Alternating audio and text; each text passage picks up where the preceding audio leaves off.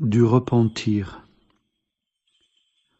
Gloire au Seigneur de ce qu'il nous a donné le repentir, et par le repentir nous serons tous sauvés, sans exception. Seuls ne seront pas sauvés ceux qui ne veulent pas se repentir. C'est en cela que je vois leur désespoir, et je pleure beaucoup par compassion pour eux. Ils n'ont pas connu par le Saint-Esprit combien est grande la miséricorde divine. Mais si toute âme connaissait le Seigneur, savait combien il nous aime, alors personne ne désespérerait et même ne murmurerait jamais. Toute âme qui a perdu la paix doit se repentir, et le Seigneur lui pardonnera ses péchés. Alors la joie et la paix régneront de nouveau dans l'âme. On n'a pas besoin d'autres témoins, car le Saint-Esprit lui-même témoigne que les péchés sont pardonnés. Voici un signe du pardon des péchés. Si tu hais le péché, c'est que le Seigneur t'a pardonné tes péchés. Et qu'attendrions-nous encore? Que quelqu'un du haut des cieux nous chante un chant céleste, mais au ciel tout vit par le Saint-Esprit, et sur terre le Seigneur nous a donné le même Saint-Esprit. Dans les églises, les services divins sont accomplis par le Saint-Esprit. Dans les déserts, sur les montagnes, dans les cavernes et partout, les ascètes du Christ vivent par le Saint-Esprit. Et si nous le gardons, nous serons libres de toutes ténèbres, et la vie éternelle sera dans nos âmes dès ici-bas.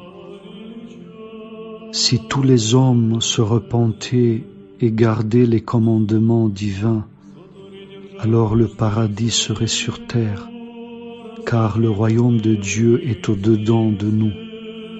Le royaume de Dieu, c'est le Saint-Esprit, et le Saint-Esprit est le même au ciel et sur la terre. Le Seigneur a tant aimé les hommes qu'il les a sanctifiés par le Saint-Esprit et les a rendus semblables à lui. Le Seigneur est miséricordieux, et à nous aussi le Saint-Esprit donne le pouvoir d'être miséricordieux. Frères, humilions-nous et gagnons par le repentir un cœur compatissant. Alors nous verrons la gloire du Seigneur, et c'est par la grâce du Saint-Esprit que l'âme et l'esprit la connaissent.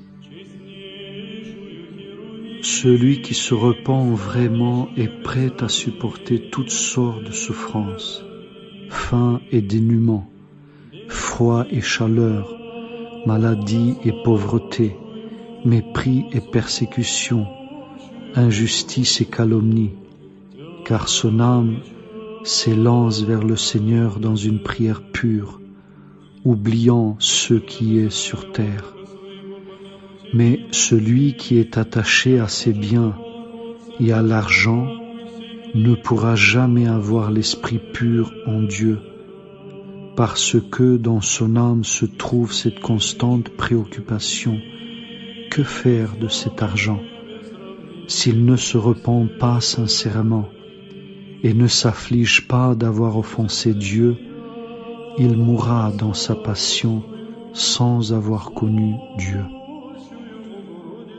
Lorsqu'on te prend ce que tu as, donne-le, car l'amour divin ne peut rien refuser. Mais celui qui n'a pas connu l'amour ne peut être miséricordieux, parce que la joie de l'Esprit Saint n'est pas dans son âme. Si par ses souffrances, le Seigneur nous a donné sur terre le Saint-Esprit de la part du Père, nous a donné son corps et son sang, il est évident qu'il nous donnera aussi tout le reste dont nous avons besoin. Abandonnons-nous à la volonté de Dieu. Nous verrons alors la providence divine, et le Seigneur nous donnera même ceux que nous n'attendons pas. Mais celui qui ne s'abandonne pas à la volonté de Dieu ne pourra jamais voir sa providence à notre égard. N'allons pas nous affliger de la perte de nos biens. L'affaire n'en vaut pas la peine.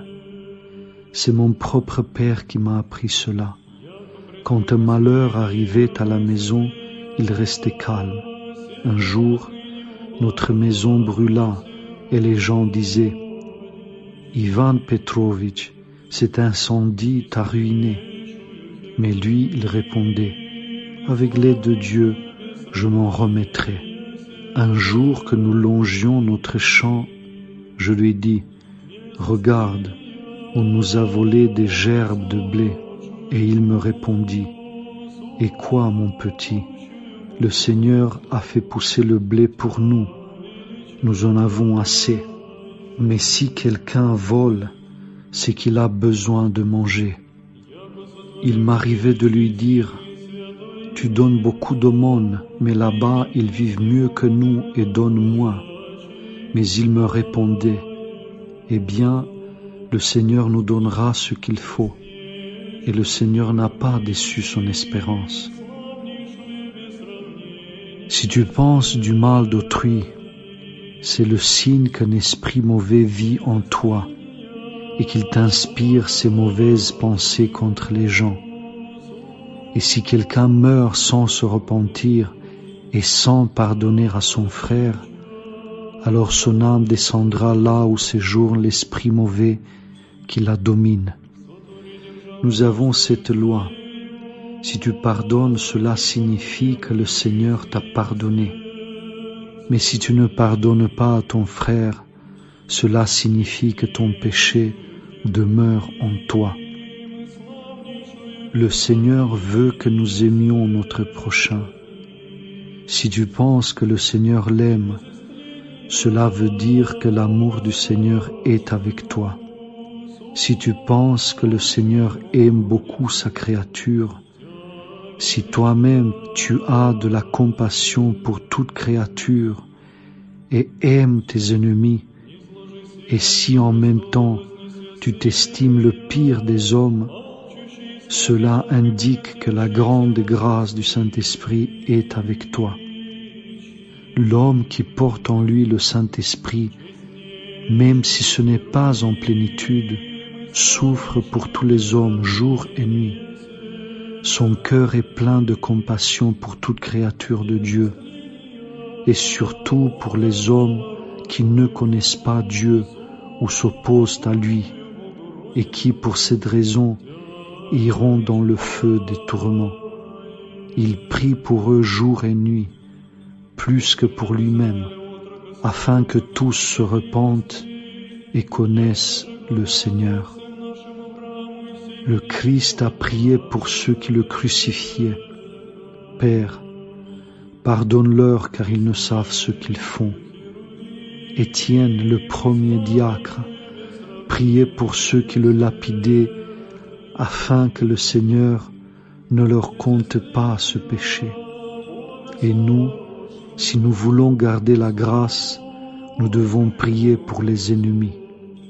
Si tu n'as pas de compassion pour le pécheur qui sera tourmenté dans le feu, c'est le signe